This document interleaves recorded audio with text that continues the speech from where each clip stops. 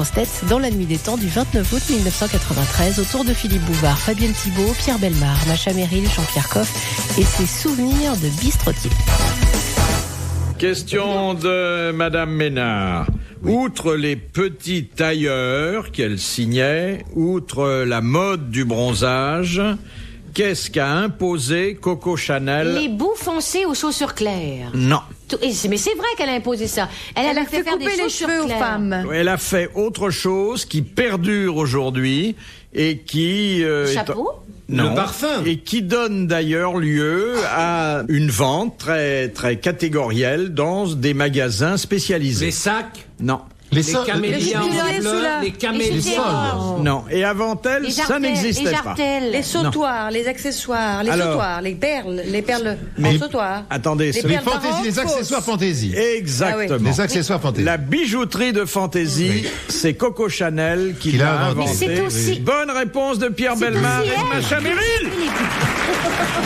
Philippe, mais c'est aussi elle qui a inventé les bouts foncés sur les chaussures claires parce qu'elle conduisait. Oh là là là là. Et que ça l'emmerdait quand en mettant le pied sur le machin, ça salissait le bout de sa chaussure. Je vous jure. Oui. Ça, non, mais c'est vrai. C'est intéressant. C'est aussi intéressant que les bijoux de dire. fantaisie. Ça concerne Coco Chanel. Mais elle est passionnante, tout ça. Très, très. Et au golf, c'est pareil. Si les chaussures sont noires au bord et blanches sur le dessus, c'est également parce que c'est la terre, tout ça, c'est sali. Et puis pour les macros, je ne sais pas alors exactement quelle est la raison. Mais là, je vis ça quand même comme une injustice qui vient de se Pour passer. qu'ils aient l'air de faire du golf. Mais pourquoi vous mettez pas... Vous, au Canada, vous mettez des schnouboutes. On met pas de snowboard. Enfin, vous appelez ça. Des galoches, Quand vous rencontrez quelqu'un sur la rue, chez nous, avec des snowboots, c'est-à-dire avec les espèces de gros trucs immondes, vous pouvez être sûr que c'est un Français. Non, c'est pas vrai. Les Vous snowboots, mettez les des gros trucs- machins. Non, mais des pas galoches, des choses des au-dessus de vos galoches, chaussures. il Ça appelle On ça. met des claques. Voilà, des claques. Bah, des claques, si c'est pas des schnouboutes, je sais Non, pas ce que les c'est. snowboots, c'est des gros trucs qui Ouais. vont et qui sont les là. Ça, là, un truc que mettre les maudits français. Ça fait des gros pieds, mais voyons. Ah non, je m'inscris en faux. Ah, les maudits français, snowboots, va. qu'est-ce que c'est que les snowboots? Ils mettent ces infâmes choses en caoutchouc Par-dessus leurs les chaussures, oui. Et ça s'appelle des galoches. Oui. Et vous savez pourquoi les Américains Parce mettent qu'on ça en a sur leurs marre, on peut pas chaussures? passer notre vie à enlever nos chaussures, mais nos chaussures, et nos chaussures, mais nos chaussures. Parce qu'ils ont un encore, très ça mauvais va, cuir, ils ne dedans. savent pas tanner le cuir. C'est vrai, Parce ouais. qu'ils n'ont pas les os nécessaires Leurs chaussures pour sont tanner dégueulasses. correctement le cuir. Ça, c'est vrai. Si bien que sur le Les continent Américains. américain en général, il n'y a pas les os nécessaires, c'est pourquoi les cuirs américains les ne sont os? pas très bons. Quels Les os? os, les os. Question de Madame Kahn de Courbevoie. Quel est le métier qui exige impérativement de ceux qui l'exercent de ne pas fumer et de ne pas boire? Les médecins. Non. Ne pas fumer et ne pas boire. Médecin qui picolerait pas, ça. Non, Ne mais pas fumer Les et ne pas fabricants boire. de c'est- tabac et les sommeliers. Pour qu'ils puissent avoir le goût bien affiné. Alors exactement, c'est non seulement les sommeliers, mais surtout, beaucoup plus. Et là, c'est pour le tabac. Les goûteurs de Les goûteurs de cigares. Cigares d'eau. Les goûteurs d'eau. Ah, Voilà, Bonne bravo. réponse de Jean-Pierre Coff et merci à Macha Merrill. Les goûteurs d'eau. Ben oui, on comprend pourquoi. Je suppose que c'est une dégustation que vous faites très rarement, mon cher Jean-Pierre. Vous savez que j'ai été bistrotier il y a longtemps, et alors, quand on est restaurateur, évidemment, on est sollicité par des gens qui essaient de vous vendre du champagne. Et moi, dans mon tout premier restaurant, j'avais décidé de ne vendre que du champagne non dosé, c'est-à-dire sans aucun apport de sucre, un champagne totalement naturel. Et alors, les gens venaient, je disais, mais moi, ça m'intéresse pas. Et je disais, mais comment est-ce que vous arrivez à faire la différence? Je lui dis, écoutez, monsieur, moi, je fais très, très bien la différence. J'arrive à retrouver une eau par rapport à une autre. Je peux retrouver des eaux. Bandez-moi les yeux et vous allez voir. Et alors, je me faisais bander les yeux, et alors j'avais un maître d'hôtel qui amenait les eaux les unes après les autres. Et alors il y en avait une qui était à une certaine température, une autre à une autre, et puis il y avait une eau glacée qui était encore à une autre. Et c'est comme ça que je les reconnaissais. Et alors, bien sûr que je trichais. Mais vous connaissez le sketch de Carmet, le goûteur d'eau. C'était un sketch extrêmement célèbre. Quand il faisait du cabaret, il faisait ce sketch. Et à la fin, la chute de l'histoire, il goûtait des tas d'eau. Et alors, il avait un tasse d'eau dans la main. Et il disait que c'était un métier extrêmement difficile parce qu'il avait le biceps droit qui se développait plus que le gauche. Parce qu'il avait porté constamment le tasse de vin à sa bouche. Et à la fin, on lui apportait... Alors, il reconnaissait toutes les eaux, y compris des eaux les plus invraisemblables et inconnues. Et à la fin, on lui faisait goûter une eau. Et il disait, mais c'est formidable. Comment est-ce que vous avez reconnu cette eau? À la bouteille. Et c'était du Perrier. Alors, évidemment qu'il y a une bouteille qui est tout à fait particulière. Et alors, c'était la chute de l'histoire. Je vois qu'elle ne vous fait pas rire, mais parce que je la raconte mal. Quand on connaît Carmet, c'est un rôle de composition. Hein. Il aime le vin. C'est tout, mais il aime la piquette, je te ferai remarquer. Non, écoutez, moi j'ai beaucoup de respect pour les gens qui ne boivent que du vin, car Carmet est tout à fait, nous sommes très frères dans ce domaine. Il ne boit aucun alcool, un peu de picon-bière, ce que je peux lui reprocher. C'est quoi du picon-bière ? C'est du picon avec de la bière. Mais en dehors de... Non, mais c'est du picon avec de la bière, je peux pas t'expliquer autre chose. C'est quoi du picon ? C'est un apéritif amer. Oui. Bon. Et il boit ça de temps en temps. Mais sinon, il ne boit que du vin. C'est quoi l'apéritif ? Il nous a raconté ici que les soirs où il buvait beaucoup de vin, il ne rentrait pas chez lui, il allait dans la niche qu'il avait faite aménager à côté de chez lui pour ne pas déranger sa famille. C'est très sympathique d'ailleurs. C'est très bien. En fait, c'est bien, parce que c'est une forme de punition d'aller se coucher dans sa niche. Il doit y avoir quelque chose de sexuel là-dessous. Quelque chose. J'ai connu le chien, non. Quelque chose de freudien.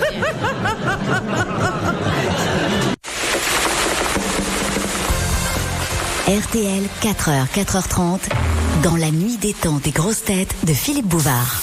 De Monsieur Rondeau, pourquoi les serpents ne ferment-ils jamais les yeux ? Parce qu'ils n'ont pas de paupières. Ils n'ont pas de paupières. Bonne réponse de Laurent Baffy et de Jean-Pierre Coff. Comme ça, ils n'ont pas à se faire lifter, c'est bien. Oh, ça va, hein. Pas d'allusion désobligeante. C'est pas des allusions, comme tu le dis à tout le monde, alors ça... Tu t'es fait lifter ? Oui. D'où ? Qu'est-ce que ça peut te faire? Je demande. Ouais, c'est Je montrerai. Non, c'est assez réussi d'ailleurs. Ouais, on voit pas du tout la différence. Hein, Non,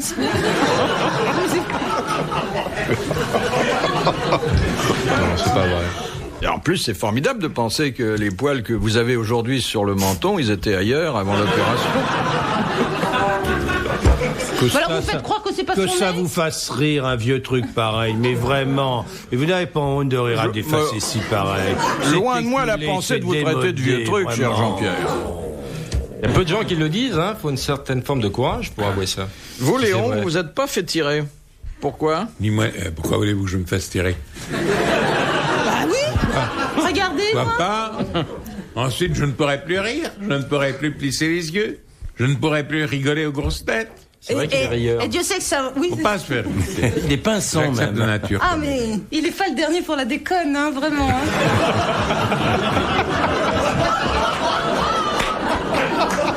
Dites donc, Isabelle les gros nichons. Flatteur. Oui, continuez. Léon, votre public, pensez à votre public, votre cher vieux public. C'est ton nom d'indienne, ça? Il est enterré, mon. Il n'y a que moi qui survit. Non, mais c'est vrai, il faut accepter la nature. Ouais. Hein. Il y en a qui n'ont pas le choix. Hein. Non, le pire, c'est la réchauffante, je trouve. Quoi ? Qu'est-ce que La c'est ? réchauffante. Les chauves qui mettent une petite propreté sur la tête. Vous trouvez pas? Ça, c'est terrible. Ah oui. Surtout que, regardez Bazin qui la porte comme un béret basse. Oh là là. La moumoute qui est mal tenue, qui se déplace avec les racines qui sont pas bien faites par Il y avait accord. un gag ici C'est dans dégueulasse. le studio où nous sommes. On a très souvent interviewé le cher et sympathique Georges Guettari.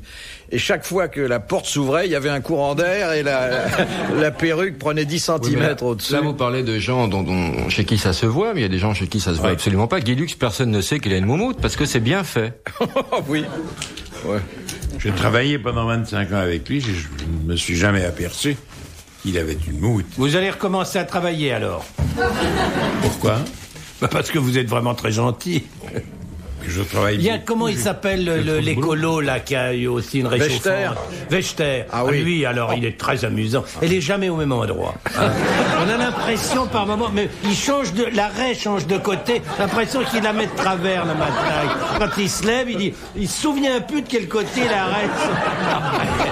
C'est vraiment, il est d'un comique ce C'est type. comme Guillaume Durand aussi. Il en a pas une? Non.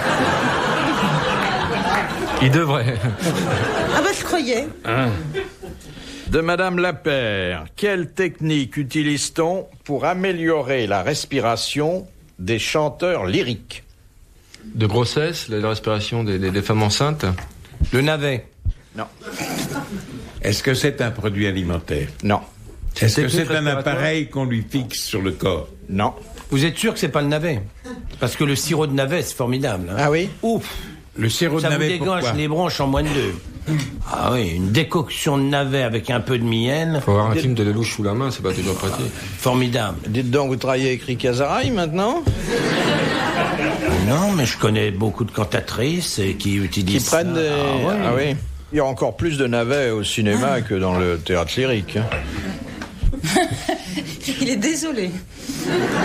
En tout cas, je peux vous dire que c'est une technique qui est relativement ancienne, parfois légèrement douloureuse, et qui ne peut pas échapper à l'œil de l'observateur le moins averti.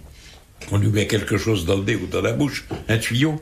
Pas un tuyau, parce qu'en scène, ça se verrait quand même. Mais... On lui met quelque chose dans la bouche? Non, pas dans la bouche. Dans le nez? C'était quoi la question? C'était quoi la question? Comment on améliore la respiration? En bouchant le nez? Non, non. En mettant... C'est dans un le nez? extenseur dans le nez? Exactement. Ah, ils ont les narines dilatées? On leur écarte davantage les narines. Alors, c'est pas un extenseur la plupart du temps. Il y a une légère intervention qui permet aux narines d'être plus écartées. Bonne réponse de Léon Zitrone.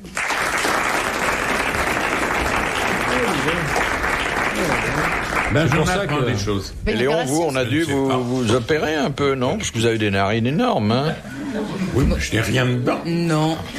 Elles sont comme elles sont. Oh, il y a bien un peu de poil.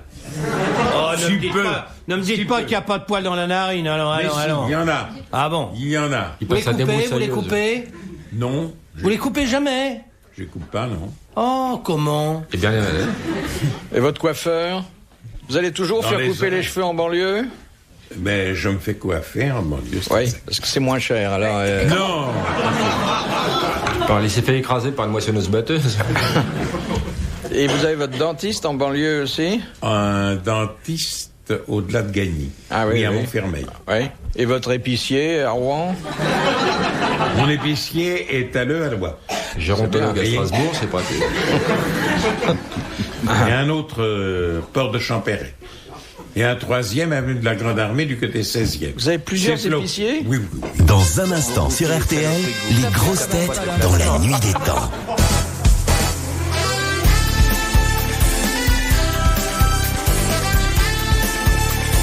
Avant de se quitter pour aujourd'hui, retrouvons les grosses têtes dans la nuit des temps du 29 août 1993 autour de Philippe Bouvard, Fabienne Thibault, Jean-Pierre Coff, Pierre Bellemare et Macha Merrill. Question de Monsieur Huchon. Quels furent les 3 ministres français d'origine étrangère qui se succédèrent sous la monarchie? Mazarin. Alors, Mazarin. Avant même Mazarin, quelqu'un qui était du même pays. Comment? Oui, Mazarin. Oui. Qui était du même pays. Concini. Concini. Et puis, le troisième, beaucoup plus tard, et celui-là était d'origine suisse. Beaucoup plus tard? Beaucoup plus tard. Sous la monarchie. C'est vraiment à la fin de la monarchie. Donc c'est sous Charles X ou sous Louis-Philippe? Ah non, la fin de l'ancien régime. Ah, donc sous Louis XVI. Voilà. Alors... Talleyrand? Non, Talleyrand n'était pas suisse. Non. Un homme qui a été un grand commis de l'État. Peut-être bien Necker. Oui, exactement. Oui, Necker. Bonne réponse de Jean-Pierre Coff et merci à la salle. Necker, c'est Qui avait une fille qui parlait également tout le temps.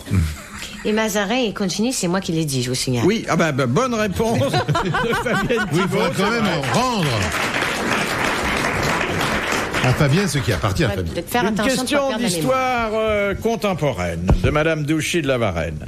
Quel événement se produisit le 8 août 1945, c'est-à-dire le surlendemain de l'explosion d'Hiroshima? En France ou Non. Ailleurs dans le monde? Quel événement se produisit? Un événement de politique internationale considérable. Yalta?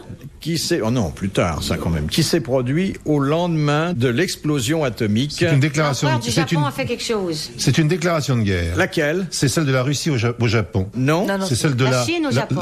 Non. Attendez, c'est la Russie qui rentre en guerre. Le Japon aux États-Unis. Oui.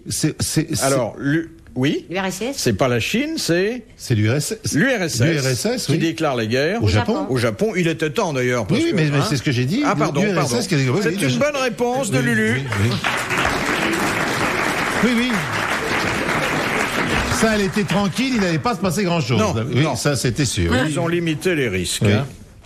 Une autre question d'histoire. C'est sympa les questions d'histoire, j'aime bien moi. Oui, vous y répondez jamais, mais vous aimez. C'est pas vrai. Et Concini et Mazarin. Non mais écoutez, alors à l'instant. Bon, alors on neutralise les autres réponses et on donne à la petite fille de Madame Tremblay l'occasion de répondre en priorité à cette question de Monsieur Huck. En 1795, dans quelles conditions les hussards de Pichegru prirent-ils d'assaut la flotte hollandaise? Dans quelles conditions atmosphériques, vous voulez dire? Eh bien, oui. La mer était gelée, ils l'ont pris à cheval. La mer était gelée, ils l'ont prise à cheval. Bonne réponse de Pierre Bellemare. J'ai quand même donné un indice. Je ne savais pas, Pierre, que vous étiez aussi la petite fille de Madame Tremblay. Une bonne nouvelle. Ça transforme quelque... Non, mais j'avais deviné que c'était atmosphérique. Ah oui, c'était atmosphérique, absolument. La mer était gelée. C'est donc la cavalerie qui a pris d'assaut la marine. De Madame Tomzac, d'Homécourt. Comment sont signées toutes les toiles de Van Gogh? Pas du tout. Si. Avec un VG. Non. C'est un dessin. Vincent. Bonne réponse de Fabienne Thibault. Vincent. Ah, qu'est-ce que c'est? C'est une chanson, ça? C'est une improvisation. Ah, pardon. Dernière citation de Monsieur Jean-Luc Bourdiec, qui habite Montpellier. Qui a dit Les femmes quittent les hommes qui les ennuient, jamais ceux qui les trompent. Ah, c'est formidable, ça. Je sais pas qui c'est, mais bravo. C'est une femme qui a dit ça. Non, c'est un homme. C'est pas Guitry. Non. Ça pourrait. Ah, ça me plaît. Ça aurait pu. C'est tellement vrai. Mort quand? Il est mort au milieu du 19e siècle. Oh là! Ah bon, alors c'est un... Oui. Ça devait être en 1851. C'est un écrivain, évidemment. Non, c'est un... Attendez, pardon. Non, pas au milieu. Il est mort en 1821. Oh là là. Ah, au début, alors. Au début. Comment ça se fait, vous le savez? C'est écrit sur le papier. C'est sur la fiche. Non, c'est pas écrit sur le papier. Non. Montrez la vérité. Alors, Victor Hugo. Fiche qui n'est pas à la date Non, de... Non. du 1885. C'est un pamphlétaire. Marivaux. Non. De quelqu'un. Marivaux est mort en 1821. Non. Je peux même vous dire qu'il est mort au début du mois de mai 1821. Ça devait être le 5. Quand nous... Le 5 mai 1821. Il y a un poème qui le relate. Donc, nous avons passé de quelque temps son anniversaire. Un politicien? Il y a peu de temps. Certains le célèbrent régulièrement. Un homme politique? À part Jeanne d'Arc, je vois pas qui... Ah oui, Jeanne d'Arc, elle a été très prolongée, alors, pour mourir en 1821. Qu'est-ce qu'on fait comme ça? Un homme politique, un président? Non, il n'était pas président. C'est un roi? Il n'était pas roi. Non. Un prince? C'est un prince, alors. Il n'était pas prince. Non. Un comte? C'est un duc, alors. Il n'était pas duc. Talleyrand. Mais il en avait beaucoup autour de lui. Un évêque? Non. Il n'était pas roi, il n'était pas duc, il n'était pas prince. Il était comte? Il n'était pas comte. Il était vicomte? Il n'était pas vicomte. Il était maréchal, il était... Il n'était pas maréchal, mais il portait souvent la tenue de maréchal. Il était général? Il a été général au début. Ah, il était maréchal de France. Il n'a jamais été maréchal de France, mais il a été général. À part Et pourquoi il a été? Napoléon! Eh ben oui, c'est Napoléon Ier. Bonne réponse de Macha Merrill. Bravo, merci. À la prochaine fois.